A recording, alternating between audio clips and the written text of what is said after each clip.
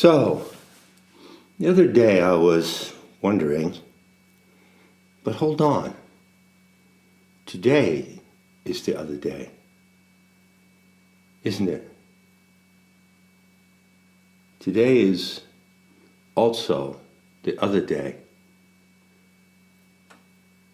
That's kind of a mantra.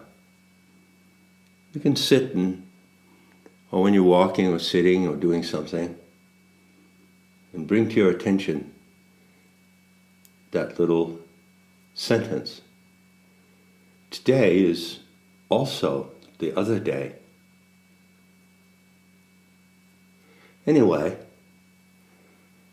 I was wondering if I continue to talk,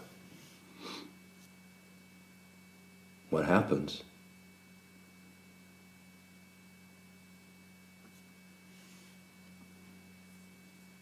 You know, the way I talk, there are sometimes gaps, silence. But I'm also talking when I'm not saying anything. I use the power of silence. It's a sorcerer's trick. I'm aware that the way I talk is not, let's say, compatible with many people. I can talk fast. Generally, I talk in a certain cadence, punctuated by silence. And what do I talk about?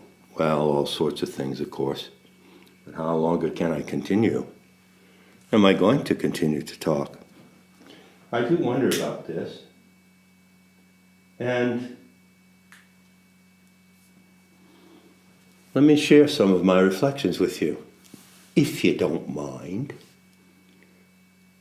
Of course, I've said a lot already. I don't like to repeat myself, but sometimes I have to. And it's a teacher's responsibility. But there's also quite a lot I haven't said yet. And I ponder on that. I wonder where it's going to take me. Of course, every day you live is one day less to live. Even if I talk from now to the end of my life, I still wouldn't be able to say everything that I could say. Yeah, I have some more things to say, different. So, time is of the essence now. And I'd like to say things that really matter, things that really make a difference. By the way, when I say time is of the essence, I don't mean anything. I don't mean to suggest anything. I'm fine, actually. Be not concerned. I'm in good condition. No health problems. My stamina isn't what it used to be, but then my stamina used to be quite extraordinary. It's still pretty good. On the other hand, living in the AD spectrum has its perils. There's a fragility involved. I can be quite upset if I catch my fingernail on my sweater. Things like that. Fireworks. Fireworks put me into a murderous rage, a meltdown. So there are many little things that affect me in a way, perhaps, that neurotypical people don't suffer. But in the big picture, I'm quite well. On that note, let me tell you a little anecdote about myself. Now, I've not said this publicly, ever. The staff at Nemeton know about it. I think it was about a year ago. The anniversary is coming up. It was in February, I think. And, probably in March, because March is the month to do the car inspection. So I'd taken the car into town, a little Spanish village, left it there. And they inspected it and fixed it and took it to the, they worked on it and took it to the inspection. They drive it there, I don't. And they brought it back and I had to go and pick it up. So I had a taxi take me into town. It was around 6:30 in the evening. I walked into the garage of Miguel, a place I know real well. He's a reliable mechanic. Now this garage is a concrete building on the outside of town. As you stand in front of it, it has two big aluminum doors that pull up. So there are two bays in the garage, and in the back is the office. So I walked in on the right side, and that's where they work on cars over a pit, and in the left side, they have one of those machines that raises the car up so they can stand under it. So there were two workmen in there, Carlos and someone else. And I walked in, I sauntered in around 6:30 in the evening to pay for the car and drive home. And when I walked in, I noticed that there was a car over the pit, which is just on your right as you walk in to the bay. And they were working on this little car. It caught my attention because it was kind of a roadster, a sporty little car. It was low, and they had parked it over the grease pit and brought it up toward the edge of the grease pit, the front edge, and left about, I would say, not much room, 1.5 foot room, certainly under 2 feet, so that they could slip down and take the stairs leading down to the bottom so that they could get down under the car if they needed to. So I said hello to Carlos, another guy. I went back to the office, sat down with Miguel and chatted, paid him for the car, turned around to leave. And as I was leaving, picture now I'm coming toward you. You're standing in front of the garage. The bay is open, the aluminum door is horizontal. And as I was walking back out of the garage, the two mechanics were staying there discussing something about the engine of the car that they were working on. They'd taken off the hood, that little sporty vehicle, I don't know what it was. Unusual to see around these parts anyway. And so I wanted to say a word to Carlos as I was going out. So I sort of stepped over that way, and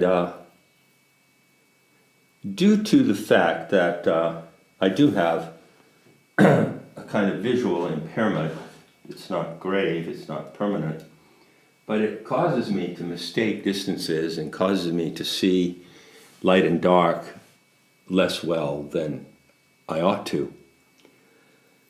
So I just took a little step over to turn and say something to Carlos, and in a microsecond, I realized that there was nothing under my left foot.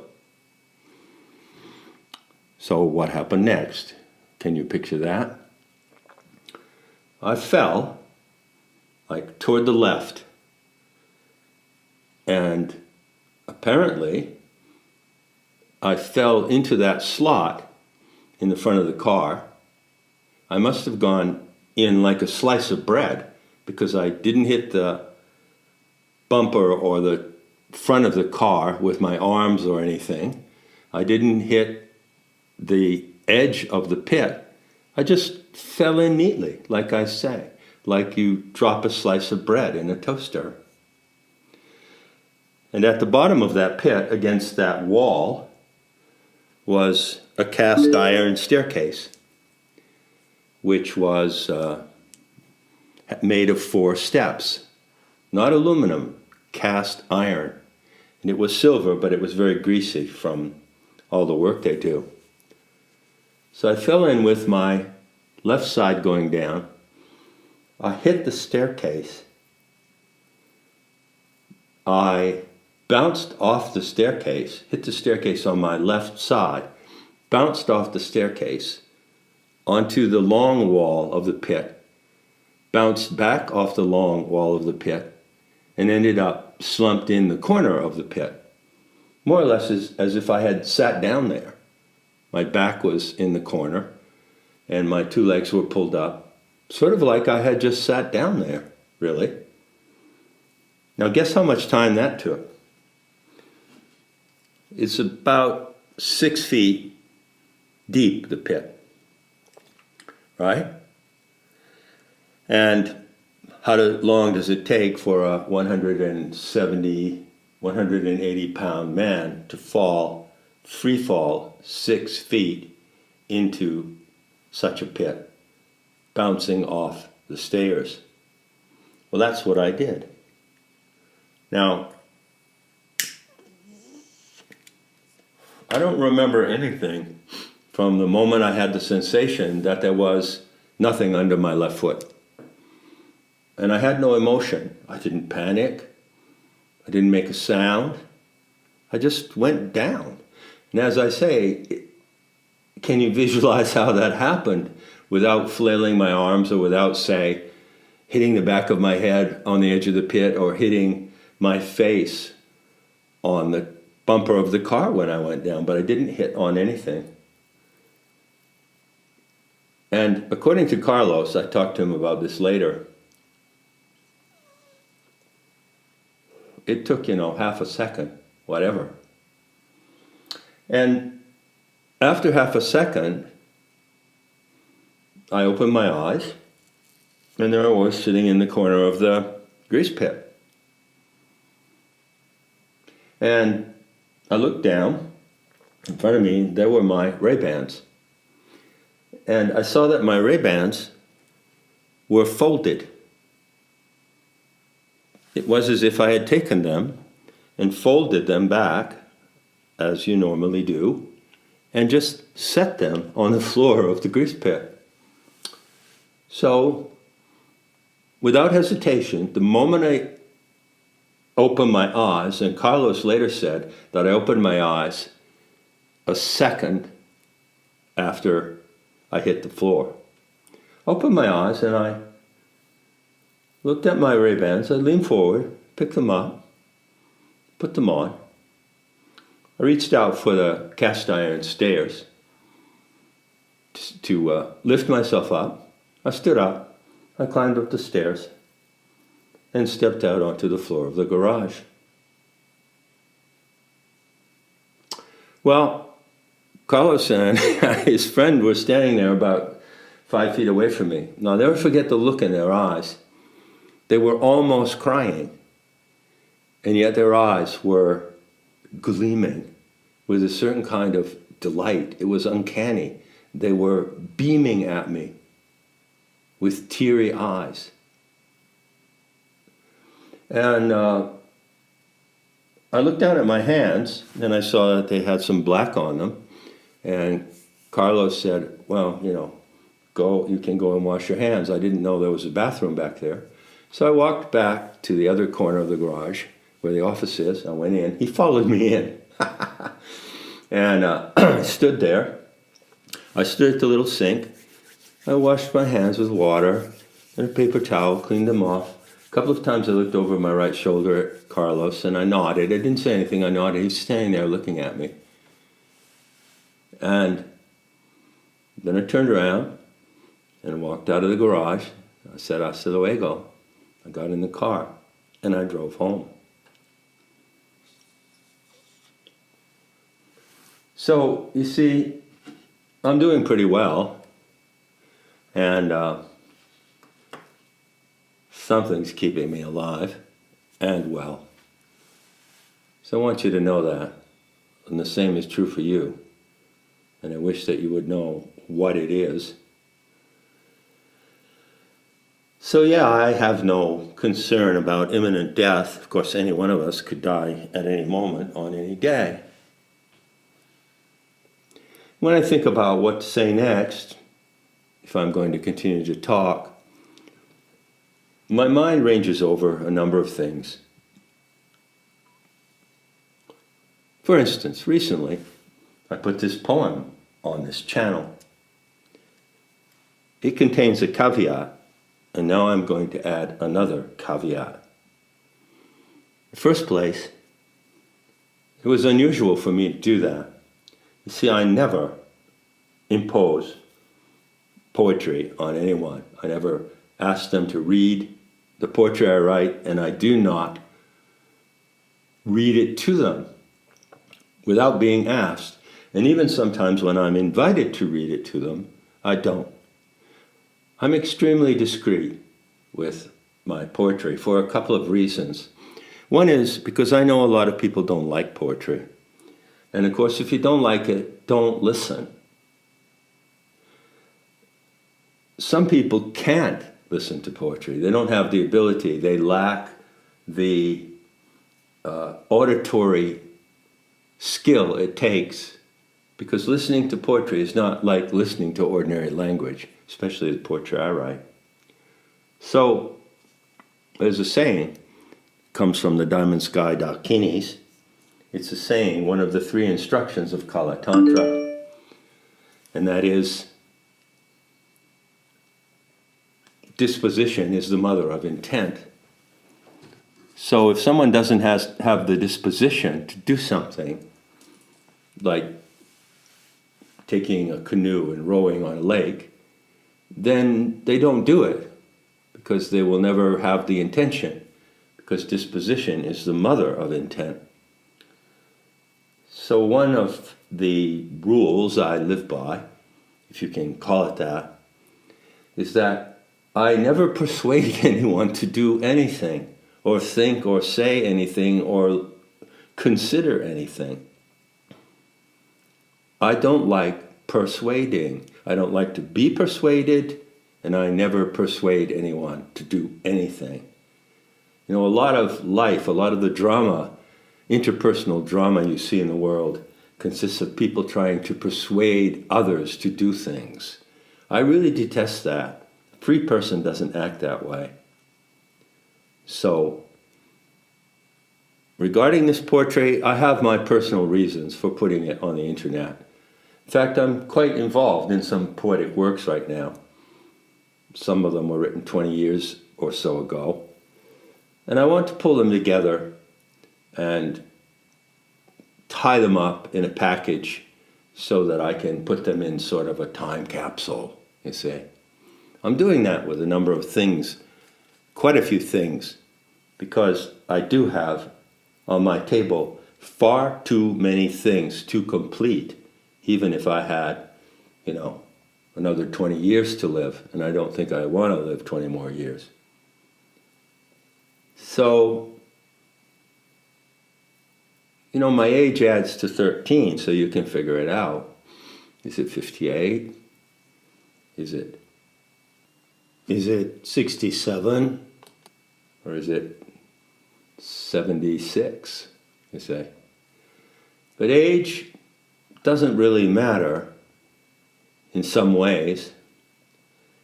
And it is a bitch, though. I will say, age is a bitch.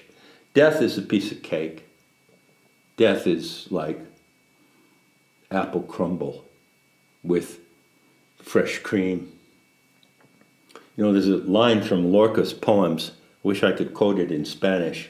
I have to learn how to quote it in the original, but it goes like this. It's in one of his surrealistic poems where he says, "Hey, that's not death. It's only a fruit stand." I like that line. So death is no problem for me, but aging is a trial. Age is a bitch, and I don't particularly like it. And I can't say that I found a way to age graciously. But who knows? Maybe I have. It's not for me to say. Anyway, to get to the point of this talk, it's already 20 fucking minutes. Let me say this. I've assumed many roles in life, and I've undertaken many projects. And sometimes I ask myself, you know, I did that. I did ask myself just the other day, right? Sometimes I ask myself, Well, what is my preeminent role? You know, astrologer, screenwriter, visionary teacher, navigator, star-watching teacher, poet, whatever. There's a bunch of others as well. Jack of all trades and master of none? No, I would say jack of all trades and master of one. So I would say that my preeminent role is the Terton, that is to say, the treasure finder. And I've found some treasures. I've found quite a few. Most of them on my own, but I've also had the great, great pleasure of finding some treasures with someone else, with a partner, a counterpart, although the black swan has no match. Did you know that? That expression, black swan, is kind of a popular meme, isn't it? What does it mean? I think the accepted meaning is some kind of singularity, some kind of unprecedented event that changes everything. Well, that's your life, you see. But the black swan in the tantric sense is different. It's known that swans mate for life, but the black swan has no match. So there's a little glimpse into my mind, into how I see myself, and how I feel about what I'm doing.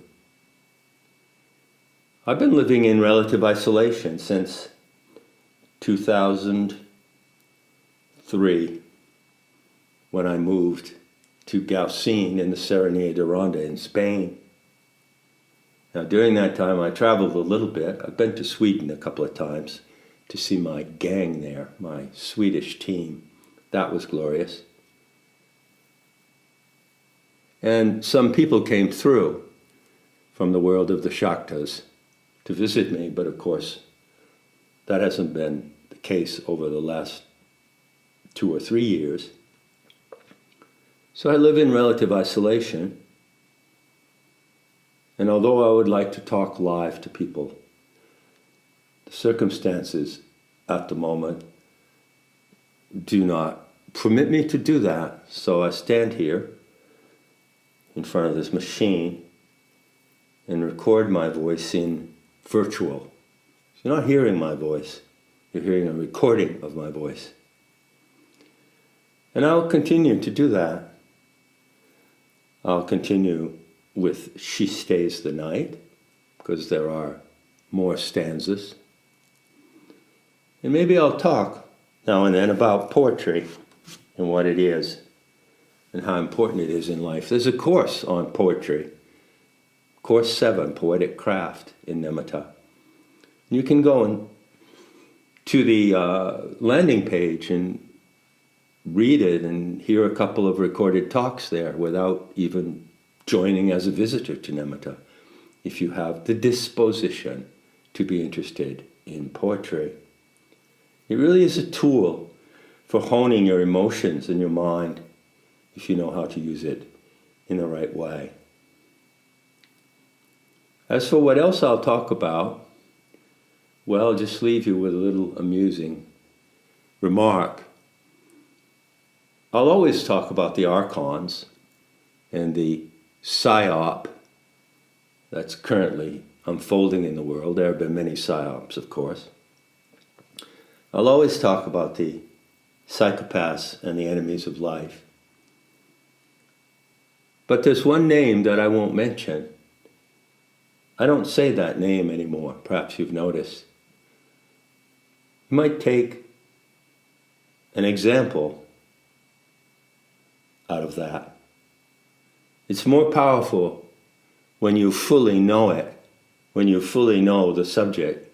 It's more powerful not to say the name. Don't need to say it anymore. It's not necessary. You know, there is a cabal, there is an evil cult operating in the world that originated with the Sabbatean heresy in 1666. And one of the characteristics of that cult is that they had a psychotic breakdown at that time. Even the main historian who wrote a huge book about it, Sabbatai Zve, says that the leader of the cult was a paranoid schizophrenic, and all the people who were involved in that cult, which has a strong ethnic bearing, as you know, underwent a certain psychosis. They had been waiting centuries, according to their holy scriptures, for their Messiah to come, you see. And finally, when it was announced that he came in 1666, they all went for it, and then it turned out to be a bust. And so they had a breakdown. And how did they recover from that breakdown? Well, the leading ideologues and religious teachers of that cult said, okay, well, we were selected by God in the beginning to play a special role in the world, ultimately to dominate everyone else. And we were waiting for the Messiah in order to complete that mission, but now we see that the Messiah is never going to come. So we're going to be the Messiah, we as a people. And beyond that, since God disappointed us so much, our Father God disappointed us with this fiasco of Sabbatai Zve, well, we've decided that we ourselves must be God. We're not just selected by God for a special role. We are the presence of God on earth. This is how that drama actually played out, and they actually believe this, of course. Well, here's the takeaway. They have a rule in that cult, the cult of the Tzaddikim, in its current day iteration, that goes back to the beginning, and that was, you cannot say the name of God, the Tetragrammaton. Cannot pronounce it. One of the things that created a big scandal in the time of Sabbatai Zve is that he did say that name of God openly in public, and he broke an enormous taboo. But the old rule says that the people who observe the demented archontic Father God must never say in their language openly the name of that God. And so I say to you, don't say their name. Observe their rule. Observe their rule, but apply it to themselves. You don't ever have to say their name.